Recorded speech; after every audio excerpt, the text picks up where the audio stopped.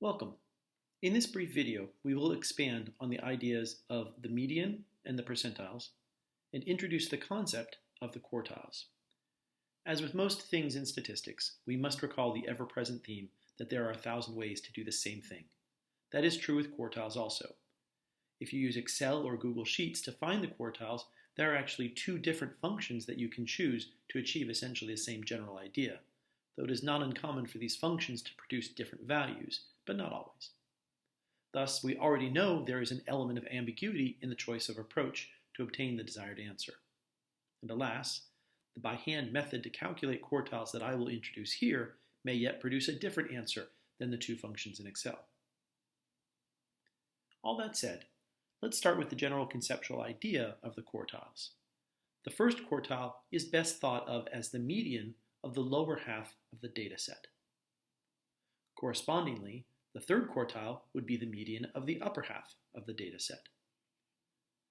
In the same fashion that we can think of the median, i.e. the middle, of the data set as the 50th percentile, if we are dividing the data set into quarters, we can think of the first quartile, lowercase q sub 1, as the 25th percentile, and the third quartile, uppercase q sub 3, as the 75th percentile.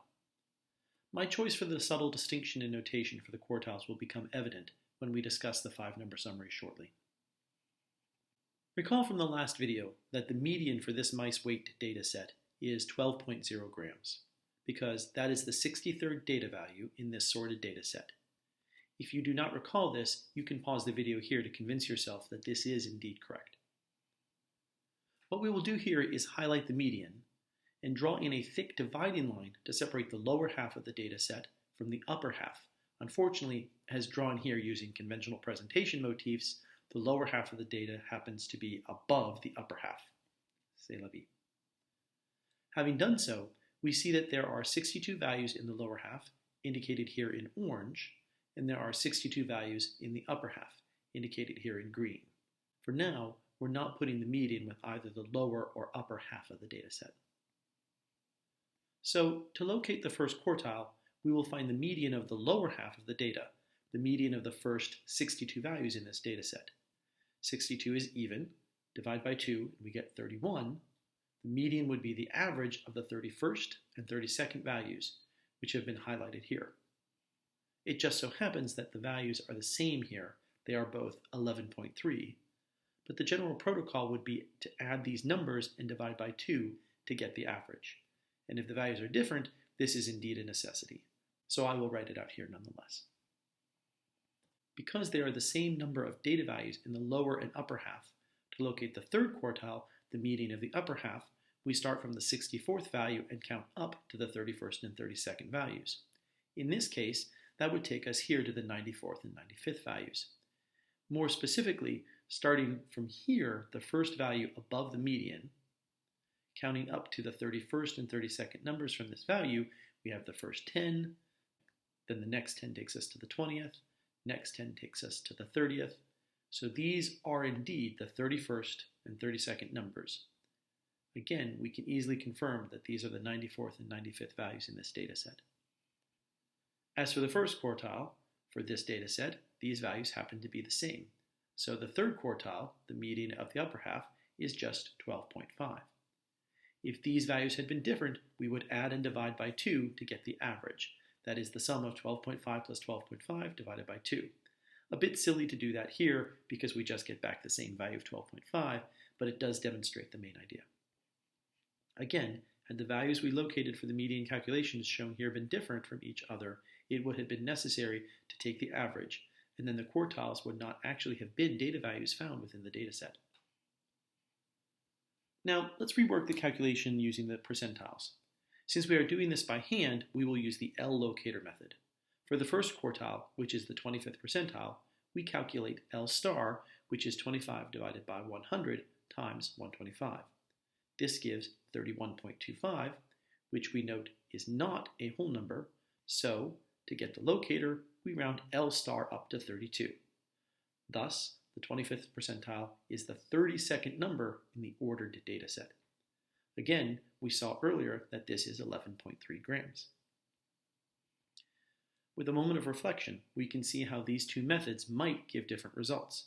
Had the two values used in the dataset for our first calculation for the first quartile been different numbers, then this average would not be the value of the 32nd number in the ordered dataset. They would be close to each other, but they wouldn't be identical. So, as always, keep in mind that it is possible to get slightly different results using different calculation methods. While we did not work through the calculation for the third quartile using the 75th percentile, the calculation is shown here for those who wish to confirm that they did it correctly.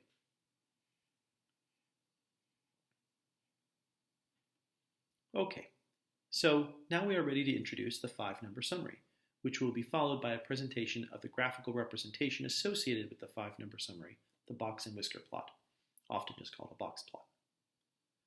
The idea of the 5-number summary is that it summarizes key features of the data, such as center and spread, and more importantly, this protocol works for any distribution or any data set. It does not depend on the mean and standard deviation, which ideally work best with bell-shaped data and normal distributions. In fact, the mean and standard deviation have nothing to do with the 5-number summary. They don't appear as any of the 5 numbers, unless by strange coincidence of equivalence. And here they are, the 5 numbers of the 5-number summary, listed in increasing order. The minimum, the first quartile, the median, the third quartile, and the maximum. You may have noticed my choice for notation. To help emphasize the increasing nature of these values, I transition from lowercase to completely uppercase. Min is all lowercase, median is title case, only first letter is uppercase, and max is all uppercase. Following the pattern, I use lowercase q for the first quartile and uppercase q for the third quartile. Retrieving the numbers we've already calculated, we will look back to the original data. From here we have the first quartile of 11.3, the third quartile of 12.5, and as mentioned earlier, previously we found the median of 12.0. Looking back at the data set, we can see that the minimum and maximum values are 9.2 and 14.4 respectively. So we will include them here in our list. The minimum and the maximum. And this is the 5-number summary. 5 numbers to summarize the data set. Not the most innovative name for a statistical tool, but it is what it is. Now, let's draw the box plot for this 5-number summary. While it is not necessary to draw the plot on the histogram, it is important to use a graduated and well-labeled scale for the axis. But for now, I will indeed draw the box plot superimposed on the histogram to help emphasize the connection with the original data set. Here we have the histogram for our simulated mice weight data set of n equals 125 values. In place of a rug plot along the horizontal axis, we have a jitter density plot of points representing the data near the bottom of the plot. The first thing we will draw is the box of the box plot. The box spans the inner quartile range. That is the range from the first quartile to the third quartile. For our plot here, the first quartile is at 11.3, and the third quartile is at 12.5. And we will draw a box that spans this range. Next, inside the box, we will draw a line at the median. Here, the median is 12.0 grams, and this is where we will divide the box. Note, the median need not divide the box evenly in half. Now, we will draw a line out from the box to the largest value in the data set. This is the first of the whiskers for our box plot. Finally, on the other side, we will draw the second whisker out from the box to the minimum of the data set. And this is, da-da-dum, the Box-and-Whisker plot.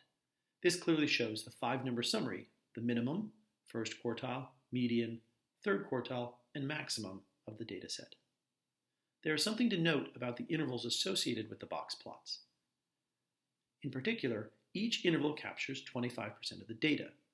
Each consecutive shaded interval captures 1/4 of all of the data.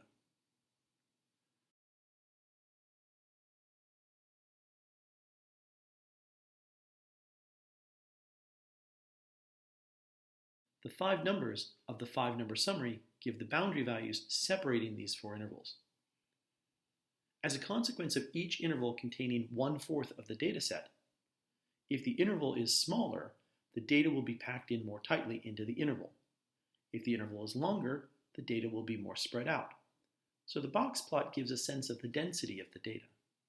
The smallest interval is here from the median to the third quartile, and here we see the data is the densest. On the other side of the spectrum, the longest interval is from the minimum to the first quartile, and the data is the least dense, most spread out in this interval. Very well. This concludes the introduction to the quartiles, the 5-number summary, and the box plot. In the next video, we will explore the 1.5 IQR rule to classify outliers in datasets, and we will introduce the modified box plot.